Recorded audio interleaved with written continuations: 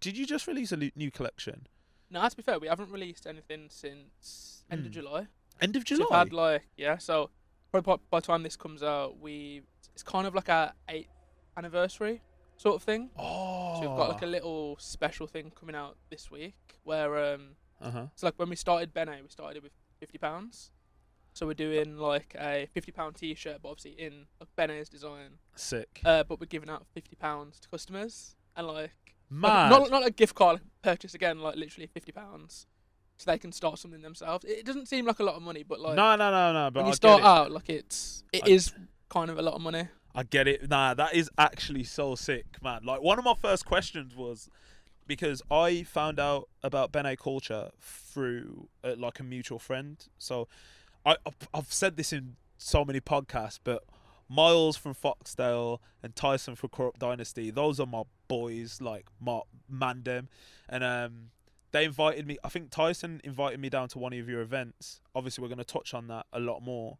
But he invited me down to one of your events, and I was like in shock. I was like, "Raw! I didn't There's know many this." people involved. Yeah, but bro, that's what I was Yeah. saying. But it was strange because there was people inside the store, artists like performing, people outside the store just waiting to get in and this, that, whatever. It was sick. It was so sick. But part of me was like, oh, why didn't I know about this brand sooner?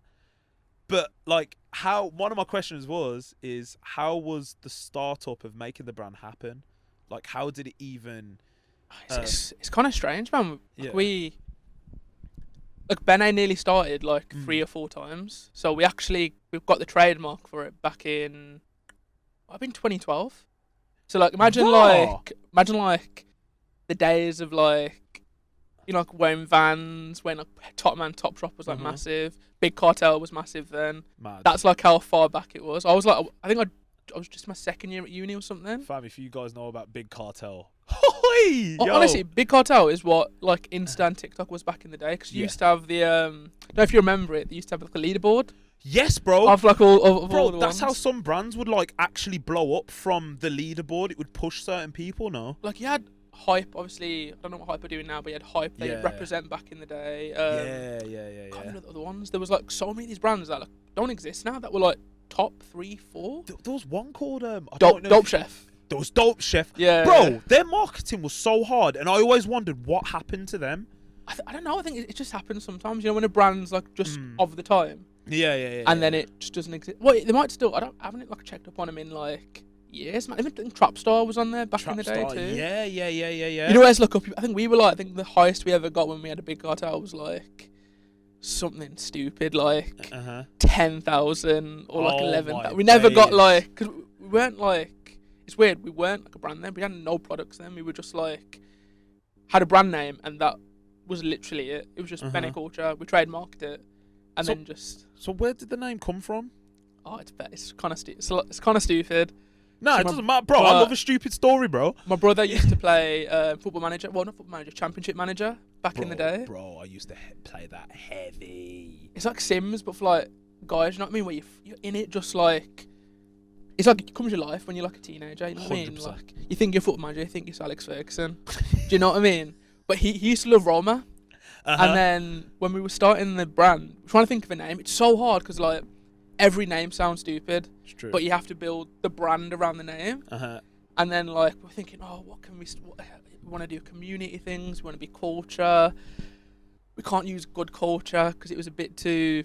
Good culture sounds a bit too plain and yeah. And we were just like, my brother's partner, wife now, was just like, oh, let's try like something Italian, because like Italian means like high quality, means like, you know what I mean? Yeah. And then. Went on Bene, which means like well and good. So to us, it was like, oh, you're feeling well and it's good. So it means like good culture. Yeah. Which is like mad. People don't really realise it. It's like, oh, Bene. It sounds. But nice. It sounds good because it rolls off the tongue. So it's like Bene culture. Like you can just call it Bene. It kind of works like a bit like Nike, where it's just Nike and Bene is Bene. It's really simple and like you can just say it. I think some brands struggle with the name bit, because the name. 100%. You need to look at what was around you. Like childish is. Yeah. It's 100%. Solid. It's just childish. 100%. You know what I mean? And honestly, the birth of Childish was like an accident. Like it didn't mean anything. We just, because we used to get called immature and childish so much from people because of the nature of our videos, which is completely valid, whatever. It just, like, Jay just kept saying it in videos, and then it just stuck. He was like, oh, why don't you do hoodies? I can't remember who said it, but then we did it, and then it just kept It going. was sort of merch first, wasn't Yeah. it? And then it sort of... Well, I think everything's merch. Like, Oh, 100%, bro. 100%. Because the way Bene Culture started, you weren't necessarily a clothing line to start off with, were you? we weren't anything for a couple of years, to be fair. Yeah. So, like, 2012, and then... 2012 was like Tyler the Creator was massive, and like box logos. Bro, do you know how often I hear this? People always relate to Odd Future when they're talking about a period of their life. It did so much for me when I was younger. Just, I remember Yonkers. I sound very old. I went to Yonkers premiered Bro. on YouTube. I remember that day. Like, 100%. it was culture. It was culture, and then Definitely. it's kind of strange. Like, we had the name, we had like a sort of idea we wanted to be, but like at that time it was completely different. Like back then, to have a website, you needed to have a hosting agent. You needed to have a manufacturer, and if you went to anywhere, if you asked anyone, "Oh, what's your manufacturer? What's your screen printer?" They'd be like, "Oh, I can't tell you." Or it'd be like, it's "You'd hush, you'd innit? speak to the manufacturer." And there's one who reached out to us like a few years later. I was like, "Oh, I must have been like 20 at the time." So I was like, "Oh, what's your minimums?" And he was like, 200.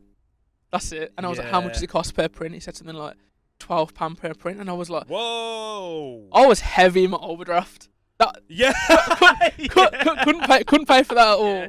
Like, so we just kind of like deaded it off a little bit. Like, I actually started selling trainers, started doing like vintage bits and bobs, and that kind of died off as we went to the end of uni. And then I was sort of like, because we tried to start it a couple of times, like, you know what, I was like, literally, I can't be asked.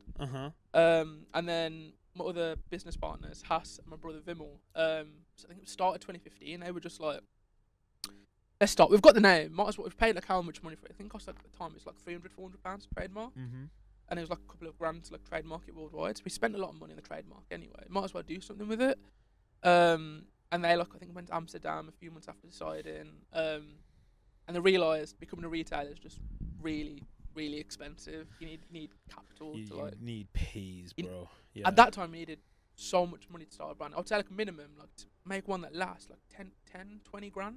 Give or Facts, take. bro. Facts. You can have merch, but to have a brand, it costs that. And we were like, you know what, let's... It kind of got me on board. Like, come on, help out. I was like doing IT and like, web design at the time at uni. So I was like... I basically saved a bit of cash by getting me to make the website and stuff. And they were like, how do we do this? And we sort of created... Well, them guys created a plan of doing vintage, then using the capital from vintage, start a retailer. And then eventually, like...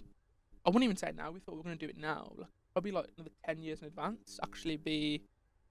a brand, but we wanted to do vintage first. But vintage then was probably a lot harder than it is now. We kind of just go on TikTok, find like the best wholesaler and find a place. Yeah. It was a lot harder, and we didn't have any capital. I'm saying like we had 50 quid.